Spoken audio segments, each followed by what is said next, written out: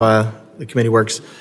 I'll tell you, it's amazing listening to the other side complain about our law enforcement officers, ICE, and saying that they should not be wearing masks, even though they're rounding up MS-13 criminals who, in my district, would chop up children with machetes, whether I was in Brentwood or CI. But they want them to be demasked and possibly face retribution. It's amazing. The first time that they're asking for anybody to be demasked. I mean, the Antifa, they can wear their masks. The violent protesters that burned down cities, burned down cars, looted, they can keep their masks on. God forbid we hold the criminals accountable and ask them to be demasked. But our law enforcement officers, let's put them in danger for retribution from violent drug cartels and MS-13, who we know, whether in the U.S. or in Mexico or in South America or Central America, kill whoever they want, however they want, whenever they want. But let's put our law enforcement officers in harm's way. Ms. Hopper, organizations that aided and abetted illegal immigration activities must be held accountable. And the committee has identified countless non-governmental organizations appear to have played a larger role in propping up the Biden administration's border crisis, helping play a role in obscuring the true extent of the lawlessness that occurred over the last 4 years. Can you highlight some of the most egregious examples of the activities NGOs engaged in support of the Biden administration's open border policies? Thank you. Absolutely. I think Florida's grand jury review of the whole unaccompanied children process is a great place to start if people haven't looked into that. There are numerous situations where you can look at the funding of what the NGOs took in, starting with the 990s. Then when you start to zoom in, you look at the program mismanagement, waste, fraud, and abuse. This isn't about the humanitarian mission. This isn't about the religious component of the organization, the nonprofit. We heard people bring up the religious component of the nonprofit. That has nothing to do with that.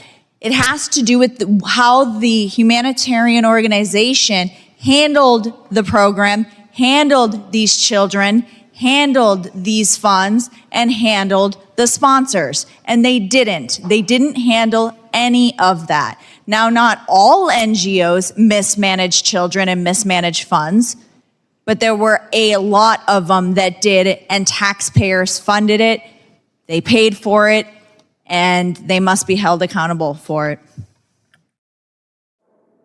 Thank you very much. Can you also elaborate on the extent to which the Biden administration's reliance on non-governmental organizations endangered the lives of those children? I know you touched about it a little bit, but can you talk about especially the UACs? That is something that was, we saw a lot of UACs being sent up to New York, to Long Island, my district, and there was no follow-up or very little follow-up after they were sent. Can you talk about that, please? Yeah, so once NGOs were sending children to their sponsors, they were supposed to have an individual traveling with them to make sure that they got to their destination. We were actually on a flight with numerous UACs that were unaccompanied, couldn't speak the language, and airlines struggled to communicate with them. They were traveling alone. When we spoke with the flight attendants, they outlined numerous situations where children showed up at incorrect locations. CPS would have to be called because the sponsor either didn't show up, they were at the wrong location, they couldn't communicate with these unaccompanied children, and they were not supposed to be traveling alone.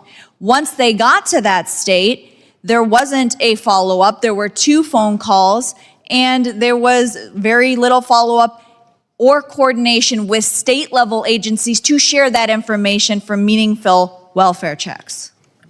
Thank you very much for your answer. And Mr. Chairman, pursuant to Clause 2K6 of House Rule 11, I have a motion requesting the committee subpoena former Department of Homeland Security Secretary Mayorkas.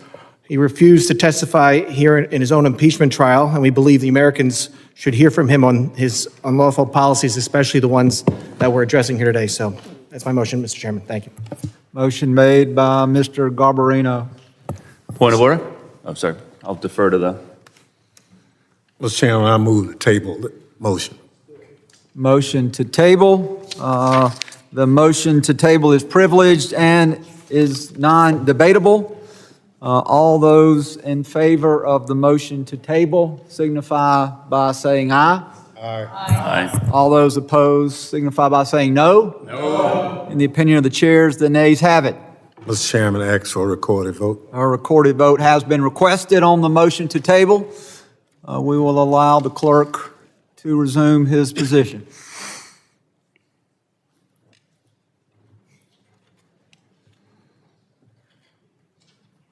Mr. Clerk, if you will please call the roll. Point of order. Point of order, Mr. Chairman. I would like this committee to wait for other members to return from both sides of the aisle for the vote.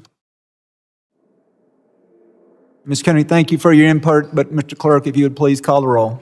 Thank you for your consideration, Mr. Chairman, as you're clearly demonstrating your partisanship in not allowing members of this committee to return as you held this open for at least 15 minutes on the last vote, which I've never seen anything so ridiculous in my entire 2+ decades of service in government. This committee's broken the rules countless times today, and it continues. Point of order, Mr. Chairman. Mr. Ogles, If you open the vote so we can begin, is it possible for you to hold the vote open so other members can return as we just did previously, sir? Mr. Clerk, if you will call the roll, members will have the opportunity to return as the vote is being called and as votes are being recorded. So please call the roll. I believe we also have votes that are occurring now on the House floor, so if you will call the roll on this matter. Point of order, Mr. Chairman. Mr. Garbarino stated that Secretary Mayorkas did not come before this committee. He came dozens of times, but Stephen Miller has refused to come. Tom Homan has refused to come.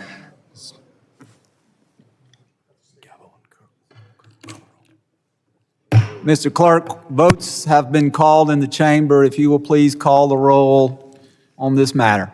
Mr. Green of Tennessee. Mr. McCall. McCall votes no. Mr. McCall votes no. Mr. Higgins. No. Mr. Higgins votes no. Mr. Jimenez. Mr. Jimenez votes no. Mr. Pfluger. Mr. Pfluger votes no. Mr. Garbarino. Mr. Garbarino votes no. Ms. Green. Mr. Gonzalez. Mr. Gonzalez votes no. Mr. Luttrell. No. Mr. Luttrell votes no. Mr. Strong. No. Mr. Strong votes no. Mr. Burkeen. No. Mr. Burkeen votes no. Mr. Crane. Mr. Crane votes no. Mr. Ogles. Mr. Ogles votes no. Mrs. Biggs. Mrs. Biggs votes no. Mr. Evans. Mr. Evans votes no. Mr. McKenzie. No. Mr. McKenzie votes no. Mr. Knott. No. Mr. Knott votes no. Ranking Member Thompson. Aye.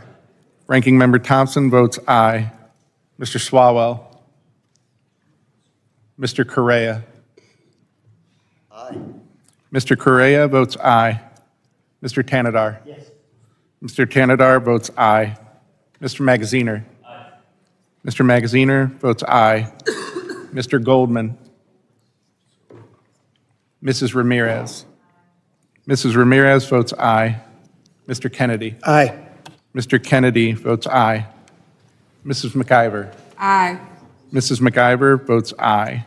Ms. Johnson. Ms. Johnson votes aye. Mr. Hernandez. Mr. Hernandez votes aye. Ms. Poe. Ms. Poe votes aye. Mr. Carter. Mr. Green of Texas. Mr. Green of Texas votes aye.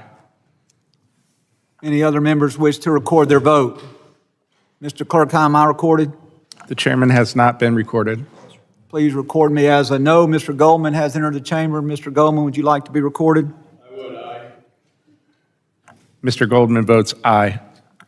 Any other additional members who wish to be recorded? Mr. Clerk, if you will please report the tally.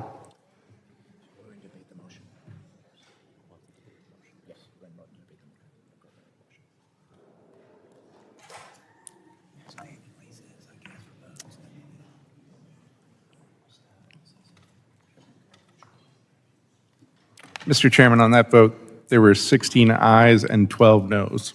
The motion to table is not agreed to.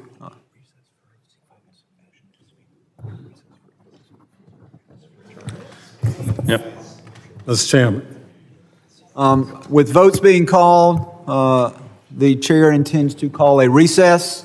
We will return back after votes have been called. During a recent congressional hearing, Representative Andrew Garbarino, Republican New York, voiced strong concerns about the treatment of law enforcement and the role of non-governmental organizations, NGOs, in the current immigration landscape.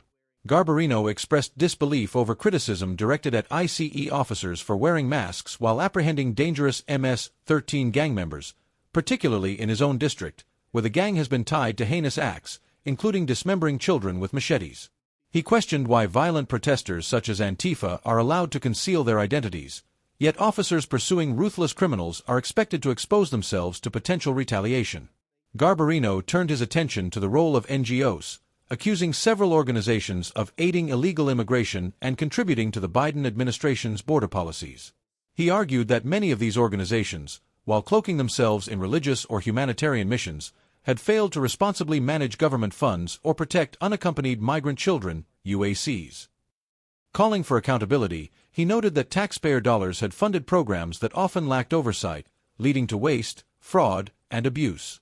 Witness testimony supported Garbarino's claims, pointing to a Florida grand jury investigation that revealed deep flaws in the processing of unaccompanied minors. The witness explained that NGOs were responsible for arranging the transportation of these children to their sponsors, but frequently failed in this duty. There were reports of children flying alone, unable to speak English, and arriving at incorrect destinations. In some cases, the expected sponsor never showed up, and Child Protective Services had to intervene. Beyond the transportation failures, there was little to no follow-up once the children reached their supposed sponsors. The only standard procedures included 2 phone calls, with minimal coordination between federal and state agencies for follow-up welfare checks. The lack of a structured system left many children vulnerable and unaccounted for after placement. Garbarino then made a formal motion to subpoena former Secretary of Homeland Security Alejandro Mayorkas, who he said had refused to testify during his impeachment proceedings. The motion sparked sharp exchanges among committee members. Some argued that Mayorkas had appeared multiple times before Congress, while others accused Garbarino and the majority of breaking procedural norms and refusing to hold the vote open long enough for more members to return, an accommodation that had been previously extended. Despite these protests, the vote proceeded. In a roll call vote, the motion to table Garbarino's request failed, with 16 members voting in favor and 12 opposed.